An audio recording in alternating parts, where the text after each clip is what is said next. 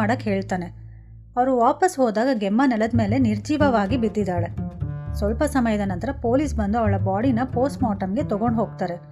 Report ನೋಡಿದಾಗ ಅವಳ ಥ್ರೋಟಲ್ಲಿ bread piece stuck ಆಗಿ ಸತ್ತಿದ್ದು ಅಂತ ಮಾರ್ಟಿನ್ಗೆ ಗೊತ್ತಾಗುತ್ತೆ. ಮಾರ್ಟಿನ್ ಚಾರ್ಲಿ ಹತ್ರ ಇದರ ಬಗ್ಗೆ ಮಾತಾಡೋಕ್ಕೆ ಹೋಗ್ತಾನೆ. ಆದರೆ ಅವನಿಂದನೇ ಅವಳು ಸತ್ತಿದ್ದು ಅಂತ ಚಾರ್ಲಿ ಹೇಳ್ತಾನೆ. ಅವನ ಮನೆಯೊಳಗೆ ಹೋದಾಗ ಅವಳು ಜಾಕ್ ಜೊತೆಗೆ ಸಂಭೋಗ ಮಾಡ್ತಿರೋದನ್ನು ನೋಡಿ ಜಾಕ್ ಅವಳನ್ನ ರೇಪ್ ಮಾಡ್ತಿರ್ಬೇಕು ಅಂತ ಜಾಕ್ನ ಅಟ್ಯಾಕ್ ಮಾಡಿದ್ದ. ಚಾರ್ಲಿ ಮಾತಾಡ್ತಿದ್ದ ಹಾಗೆ ಜಾಕ್ ಬಂದು ಅವನ ವರ್ಷನ್ ಹೇಳ್ತಾನೆ. ಅವರಿಬ್ಬರು ಅಲ್ಲಿದ್ದಾಗ ಗೆಮ್ಮ ಬ್ರೆಡ್ ತಿಂತಾ ಇದ್ಲು. ಅವನ ಹಿಂದೆಯಿಂದ ಕಿಸ್ ಮಾಡ್ದ. ಆಗ ಆ ಬ್ರೆಡ್ ಪೀಸ್ ಅವಳ ಥ್ರೋಟಲ್ಲಿ ಸಿಕ್ಬಿತ್ತು. ಅದನ್ನು ಹೊರಗೆ ತೆಗಿಯೋಕ್ಕೆ ಹೆಲ್ಪ್ ಮಾಡ್ತಿದ್ದಾಗ ಚಾರ್ಲಿ ಅದನ್ನ ಮಿಸ್ಟೇಕ್ ಮಾಡಿಕೊಂಡು ಅವಳ ಜೊತೆಗೆ ಜಗಳ ಆಡೋಕ್ಕೆ ಶುರು ಮಾಡ್ದ ಅಂತ.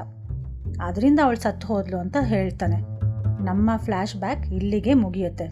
ಮೂವಿ ಪ್ರೆಸೆಂಟ್ ಟೈಮಿಗೆ ಬರುತ್ತೆ. ಮುಂದೆ ಮನೇಲಿ ಒಂದು ರಷ್ಯನ್ ಕಪಲ್ ಸ್ಟೇ ಮಾಡೋಕ್ಕೆ ಬರ್ತಿದ್ದಾರೆ ಅಂತ ಹೇಳ್ತಾನೆ.